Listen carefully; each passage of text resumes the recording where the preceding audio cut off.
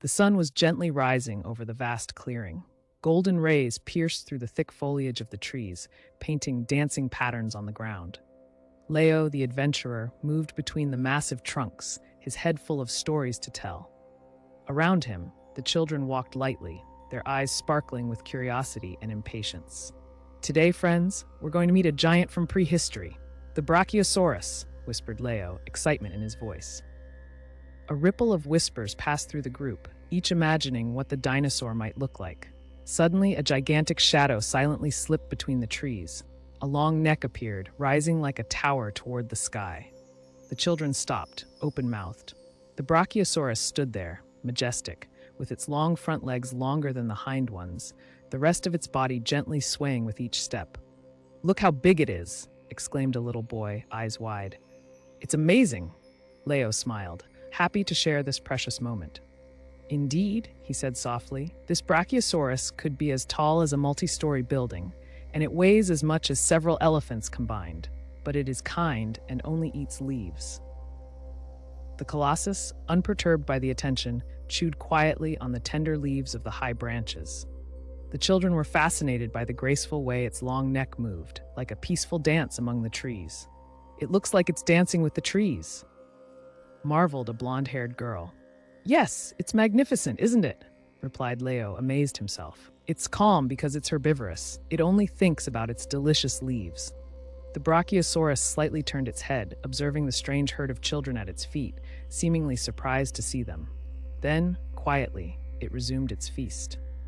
The Brachiosaurus continued its meal, barely concerned with its admiring spectators. From time to time, a branch would give way under its powerful jaw, falling to the ground with a clear crack. The children, fascinated, held their breath with each bite. "It's incredible that it can eat so much," exclaimed a small voice, half buried in awe. Leo nodded with an amused smile. "That's true," he said. "But to live, it needs a lot of this food daily. Brachiosauruses ate almost all the time to have enough energy." Around them, the forest weakly vibrated under the passage of the wind. The leaves sang a soft melody, and the sun warmed the earth, creating an atmosphere of peace and serenity. It was a perfect concert of nature, orchestrated by the silent ballet of the prehistoric giants. "Did you know these dinosaurs could live in small groups?" asked Leo, his eyes full of curious wisdom. A young girl asked for more explanation, her eyes sparkling. "How did they stay together?" "Well," Leo reflected, recalling his memories of the books he had read. "They moved together in search of food. Their large size often protected them, but traveling in a group made things even more secure." The children listened attentively, imagining the scenes of the past where these majestic creatures crossed endless plains in search of their daily meals. A curious boy dared to get a little closer to the giant, his feet sinking into the soft earth of the clearing. He looked up at the immense legs, comparing their diameter to his own size. "Be careful," Leo warned with a small laugh, placing a friendly hand on the boy's shoulder. "It could crush us without intending to, but don't worry, it's peaceful." The Brachiosaurus, undoubtedly sensing their benevolent presence, lowered its head to observe them for a moment, its large, kind eyes seeming to understand them. Then, as if with an invisible wink, it resumed grazing, absorbed in its tranquil routine. The children watched the Brachiosaurus as it slowly moved towards a new group of trees, its enormous feet treading the ground with an unexpected softness. Suddenly, a burning question crossed the mind of a little curly-haired boy. "Did the Brachiosaurus have enemies?" he asked, staring at the imposing dinosaur. Leo frowned in thought, searching his memories from readings. "Well," he began, choosing his words carefully, "the large carnivores, like the Tyrannosaurus, might decide to attack it. But even for these formidable predators, the Brachiosaurus's size was a serious challenge." The children imagined a huge Tyrannosaurus circling a group of Brachiosauruses, but hesitating because of the intimidating stature of the vegetarian giant. However, Leo continued, capturing his young audience, it often traveled in the company of other dinosaurs, which made hunting even more difficult for its enemies. Together, they formed almost a living wall of mutual protection. "Like friends watching over each other?" suggested the blonde girl, her face lit up with a sincere smile. Leo nodded, delighted by this reflection. "Exactly, like a big family." The Brachiosaurus, as if to support Leo's words, stretched its elegant neck, bowing towards the children, offering them a curious but friendly look.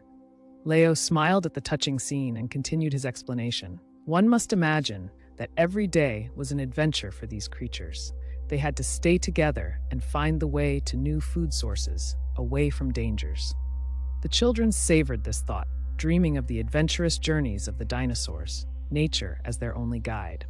The Brachiosaurus, seemingly feeling the peace around it, slowly moved toward another grove, leaving behind a trail of soft touches and delicate patterns in the earth. The children watched it go. The dinosaur's peaceful gait, leaving a lasting imprint in their curious hearts. The Brachiosaurus continued its imposing walk, each step landing lightly on the forest floor. The children, fascinated, followed silently, listening to Leo's stories with wide eyes.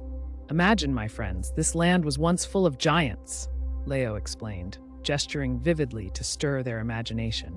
He described vast prehistoric forests full of dinosaurs of all shapes and sizes, each with its own place in this dance of nature. A light breeze stirred the leaves above them, creating soft murmurs akin to a distant echo from past eras. The children, transported by Leo's vibrant narration, could almost feel the life that once reigned there. "What is the most incredible thing you've read about dinosaurs?" passionately asked one of the young explorers. Leo thought for a moment, his gaze sparkling with a flash of passion.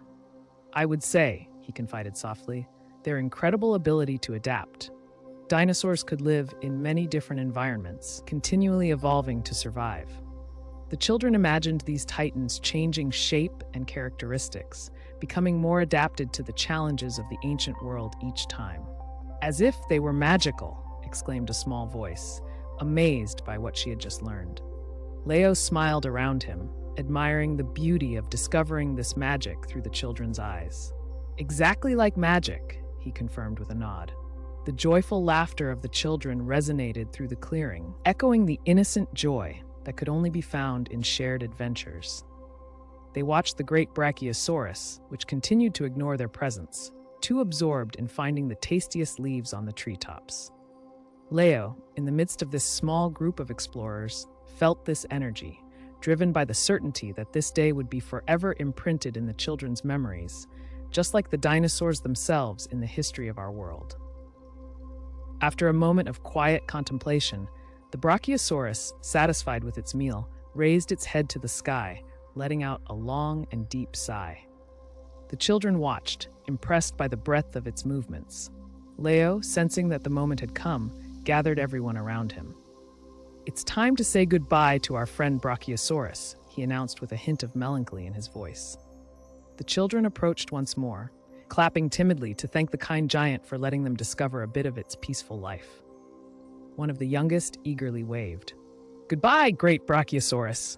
Thank you for showing us how impressive nature can be," he shouted brightly, a wide smile on his face.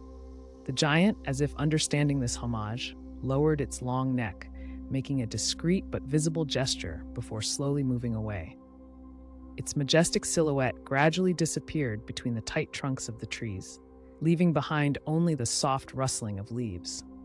The children, their hearts heavy with goodbye, but filled with stars of discoveries, followed Leo out of the clearing. The tangible excitement on their faces conveyed promises of new adventures to come. "That dinosaur was gigantic," murmured a boy as they made their way through the vegetation. Leo, his heart warmed by the contagious enthusiasm, responded in a voice filled with hope, "But our adventure is just beginning," he added with a knowing wink. The children, invigorated by this statement, exchanged joyful laughter as they am the next fascinating creatures they might encounter, filled with a thirst for knowledge. They knew that each day with Leo was a new page of thrilling discoveries.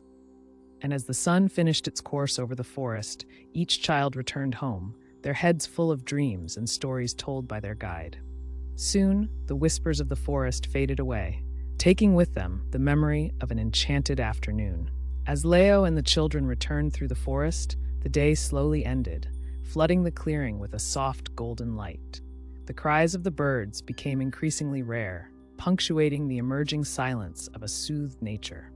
The gentle melody of a nearby river added a musical backdrop to this canvas of peace. The children walked lightly, their imaginations still awakened by the extraordinary scenes of the day. Their minds teemed with new stories to create, inspired by Leo's fantastic tale. "What would you like to discover next time?" Leo asked, his voice gently resonating among the tooting branches under the wind. A flood of enthusiastic responses erupted, ranging from the mighty T-Rex to the fast velociraptor. Each had their own memory from a book or a documentary to share, their curiosity fueled by the adventure they had just lived. "What if we met a triceratops next time?" suggested a boy hopefully. "I'd love to see its big horns." Leo nodded, laughing softly at the unflagging enthusiasm of his young friends. "That's an excellent idea," he replied, already planning the next expedition in his mind. "I think we could learn so much about these amazing creatures." As they walked, Leo encouraged them to imagine their own ending to today's story, a perfect way to allow them to take ownership of the experience. Some children recounted epics where dinosaurs danced under the stars, while others imagined adventures riding on Brachiosaurs. Upon reaching the edge of the forest, just before dispersing to return home, the children and Leo exchanged a silent promise, that of meeting another day to yet again seek out the mysteries of history. As the night spread its gentle starry mantle over the clearing, one last thought lingered in each child's mind. Every moment spent together was a new page to add to their personal story, and tomorrow's adventure remained to be discovered, full of promises and wonders. The end.